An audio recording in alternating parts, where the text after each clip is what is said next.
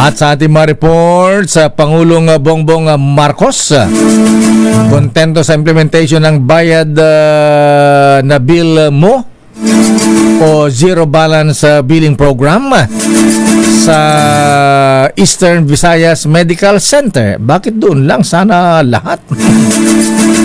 Doon siya kasi nagpunta kanina.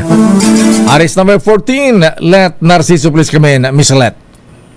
Yes, Lakay, binisita ni Pangulong Ferdinand Marcos Jr. ang DOH Eastern Visayas Medical Center para siguruhin na bibigyan ng pantay at dekalidad na serbisyong pangkalusugan ang bawat Pilipino. Kasama si Health Secretary Ted Herbosa, sinuri ng Pangulo ang implementasyon ng DOH Hospital ng bayad na bill mo o zero balance billing program.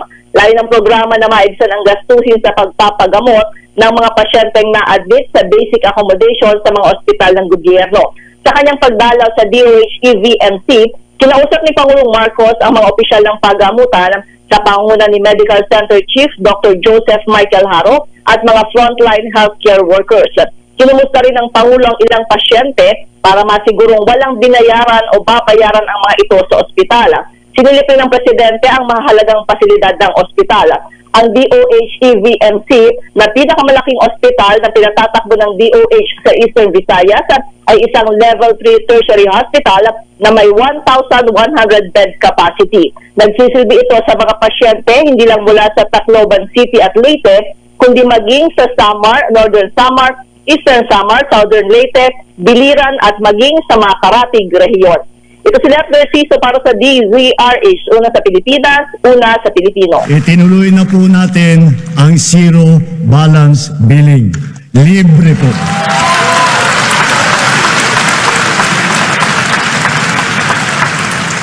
Ibig sabihin, ang serbisyo sa basic accommodation sa ating mga DOH na ospital, wala nang babayaran ang pasyente.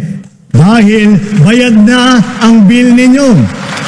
Uulitin ko, wala nang kailangan bayaran ng pasyente basta sa DOH Hospital dahil bayad na po ang bill ninyo. Sana, Mr. President, Secretary Ted Herbosa, pwede ba isama ang Pangulong Marcos dyan sa PGH? Dalhin din sa East Avenue Medical Center. Dalhin din sa Rizal Medical Center sa Pasig.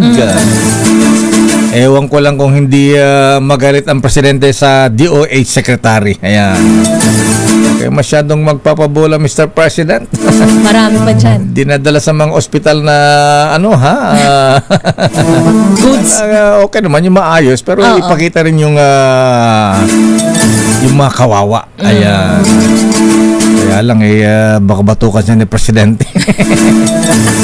Kasi ba't na dami ng pasyente rito nakahiga dyan sa overflowing sahig. lakay, Ayan, ayan, ba't dala-dalawa ang pasyente sa isang kama? Ba't ang pila-pila ng mga pasyente? Ayan, haba-haba.